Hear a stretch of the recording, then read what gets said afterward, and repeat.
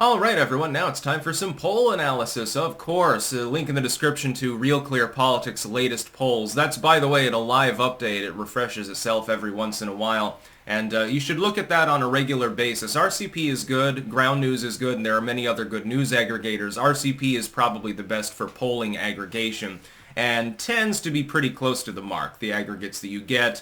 They weed out some of the polling firms that are bullshit, internal polling.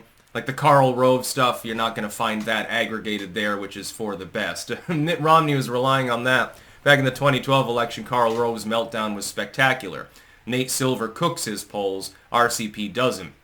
They tend to be closer to the mark. He had one good election, and that was, again, 2012, 2014. That was his cycle, and then he sort of fell flat after that. Anyway, we've got interesting polling. I'm going to refer to that.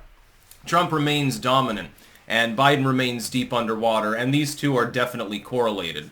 Trump's lead in the swing states, which is in several of them quite substantial, is concordant in part to all of the problems that are happening in the country. Those problems are also why Biden is riding pretty close to an all-time low in approval. He's stabilized now. He's only a couple points ahead of his all-time low. That was at his darkest hour. That was a couple of years ago. And his disapproval is also very close to its high water mark. It's in the mid-50s. He is very deep underwater. In fact, let's go to the Biden job approval now and see where he matches up against the other recent presidents. Biden is at 40.7% approval. He's got a spread of negative 16 roughly. Trump at the same exact time was at 45.7. He was 5 points ahead of him. Obama at 47.1, so he fared even better. Of course, he got buoyed up by the legacy media's nonstop wagon circling. This worked for him. It did not work for Joe Biden, or so far hasn't. Bush was still riding close to 50. Okay, you got to understand at this point in his presidency, people still weren't war-weary generally. It still seemed like a mission could be accomplished, although it clearly hadn't yet. And so, he could just scream 9/11 when he got up on the podium, and then he could take a shit on stage and he still wouldn't lose any approval because people were still like, yeah, beat the hell out of him, kill them terrorists and stuff like that. So that's a little bit of an extenuating circumstance in W's case. But both Trump and Obama were riding far ahead of where Joe Biden is at this time. I personally believe he has probably bottomed out at this point and neither rises nor falls unless something major happens. Nothing majorly good is likely to happen. And the possibility of anything truly crushingly terrible happening in the next few months is also relatively low. You could get like an October surprise sort of situation. You're unlikely to have that happen. I would point out the swing state polling. This is from Bloomberg and Morning Consult. Now keep in mind, Bloomberg is not a pro-Trump site, although I have seen liberals, when these polls are released, claiming this inexplicably. And it makes absolutely no sense to me, but somehow the cognitive dissonance has kicked in. It's like, yes, liberalsforbiden.com conducted a poll and it showed Trump ahead a point. Quite clearly, liberalsforbiden.com is actually secretly in the pocket of Trump. I'm not being hyperbolic. I've seen this scuttlebutt on Twitter. Wisconsin, Trump +4. Arizona, Trump +7. Actually, he's doing really well in Arizona. I don't think he wins the state because of shenanigans, but for what it's worth, it seems like the people that are actually due to vote there, they prefer him. Georgia, Trump +6. I think Georgia's largely off the table for Biden. He still thinks he can win Florida, though, so cuckoo. Michigan, Biden +2. A little bit of an outlier since Trump maintains about a 3-point lead in the aggregate in that state. Some of the polls are always going to be wonky. I believe that that's an outlier, along with the +10 in North Carolina for Trump. I don't think he wins by 10 there. I think he wins comfortably. I think that Biden can't win North Carolina, and it's pretense that it's competitive, but I don't think it'll be a double-digit margin in the end. Pennsylvania, Trump +1. He's inched out just ahead of Biden. I would point out again, supposedly he lost these collective states by a very, very small sum of votes, a couple 100,000 votes in 2020. That was at a time when he was virtually never ahead in any of these swing states in polling at any time, and he was literally never ahead in national polling. He was consistently at least 3 or 4 points behind Biden, and towards the end it was +7 for Biden. And Biden won by a couple 100,000 votes. Again, honk honk, wink wink, nudge nudge, ballot printers go burr. I was there. I'm not going to be gaslit. I do remember election night. Trump had clearly won.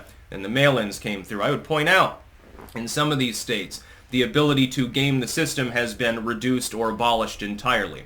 It's been tempered in Pennsylvania, for example, to an extent, in Georgia certainly, in Wisconsin to an extent. About the only outlier is Arizona. Now, if Trump goes into the election +7 in Arizona and inexplicably manages to lose while sweeping all the other swing states up, people are going to start getting a little bit more suspicious of what's going on in Maricopa County. I don't know that they can pull it off because, I mean, they can't do it in all the swing states. If you look at them, imagine Trump loses some of the swing states and wins some of the others. Whether he wins or loses the election, we won't even bother considering that. But then people noticed that it was the states that defortified, at least in part, where he won, and that there was an enormous shift towards Biden in the states that remained fortified.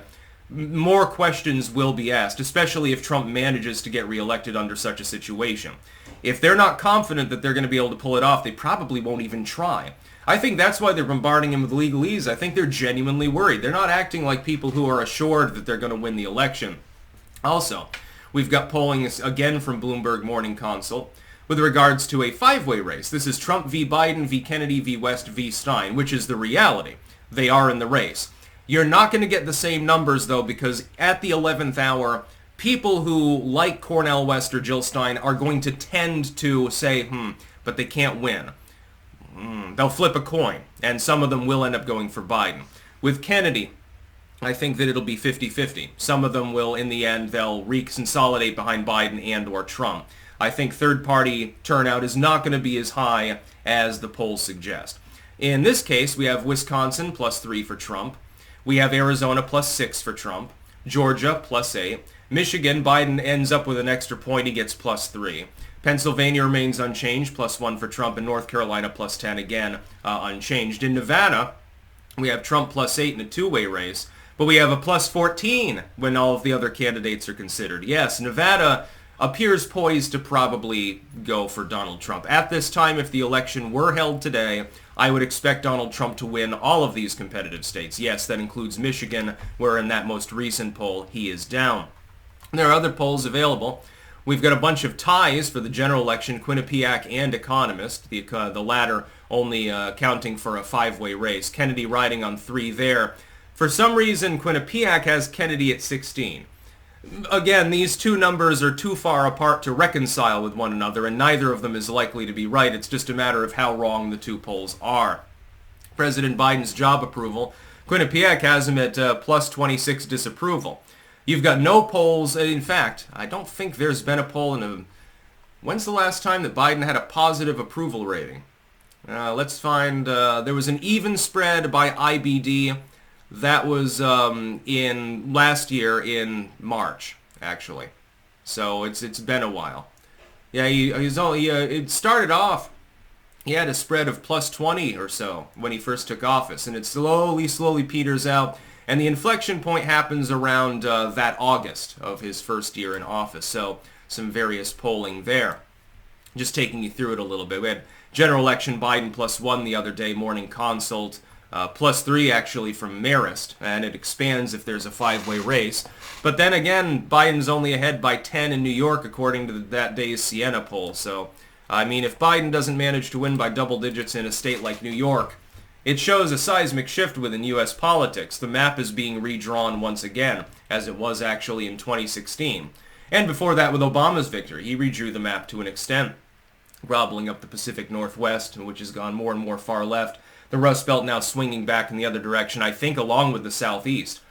It was like Georgia was looking like it was going to turn into a blue state, but now it looks like now it's going to go Florida mode, and it's actually going to be a lean red state for the election cycle. So Trump remains dominant in virtually all polling, but partially because people disapprove so much of Biden. Just because somebody doesn't like Biden doesn't mean they like Trump, but they're saying that, yeah, I prefer to vote for him.